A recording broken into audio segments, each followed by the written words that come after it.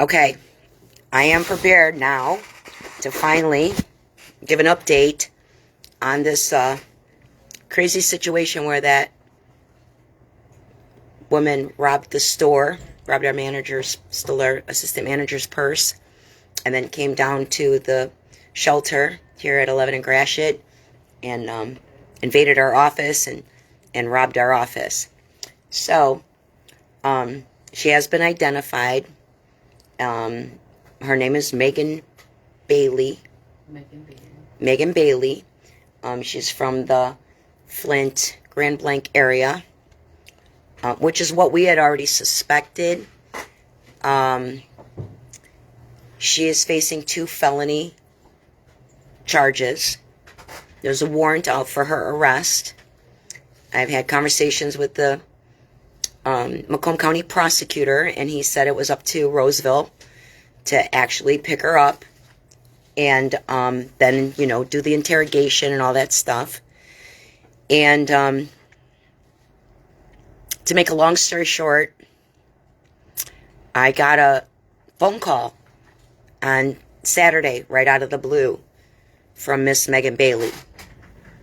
And she called Vets Returning Home and pressed the option that would forward to my phone.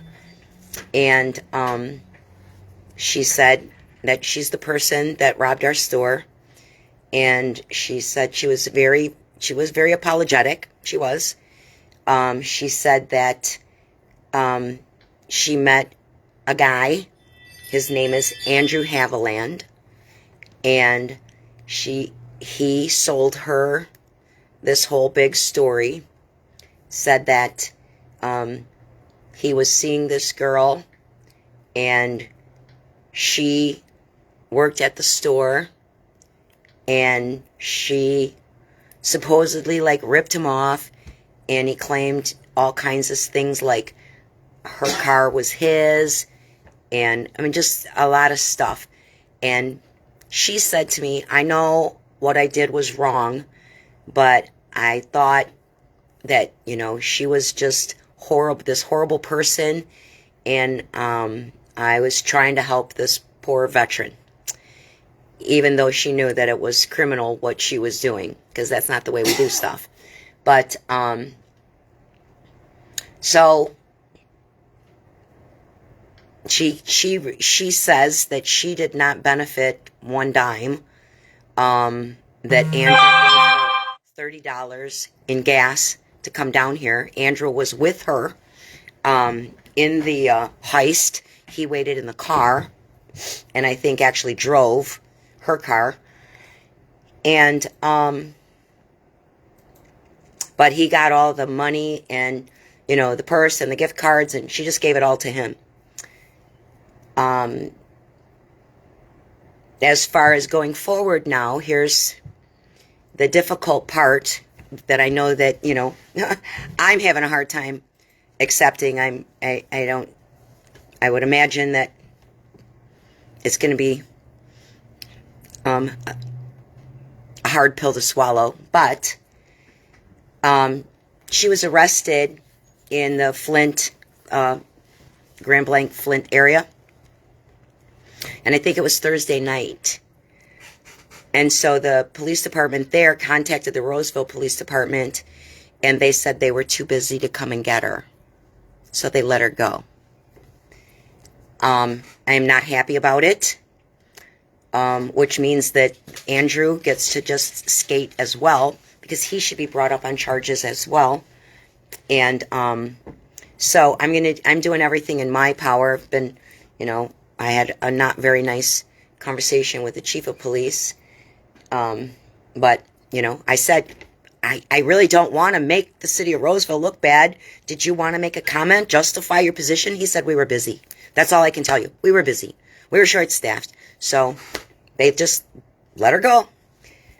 So I don't know. I'm going to continue to apply pressure to make sure that something happens over this case. And, yeah, it doesn't just get to sit there laying dormant until whatever, the next time she, runs a red light and gets pulled over, That's the only way, unless she turns herself in, which, that's what I'm going to be trying for, is to get her to turn herself in, and then we'll work with her and the prosecutor, because the Andrew Haviland used to live here, and he was exited from our program, so he's not happy the fact that he couldn't stay here any longer, and it was 100% retaliatory. And it's unfortunate that, this single mom with 6 kids,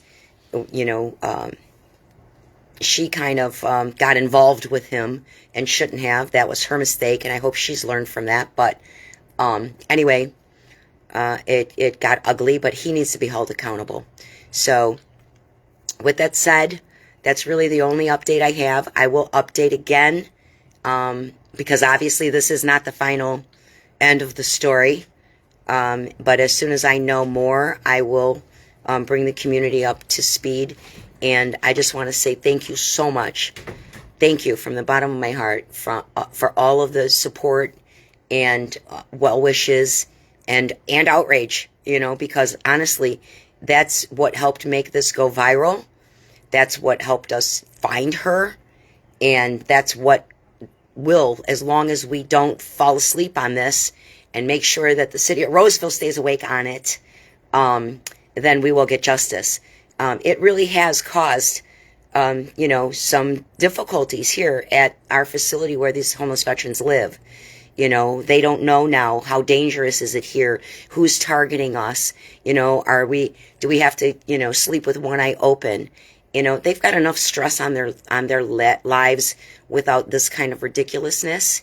And I would really like to put this chapter behind us and hold those accountable, hold those responsible accountable for the bad deeds that they did.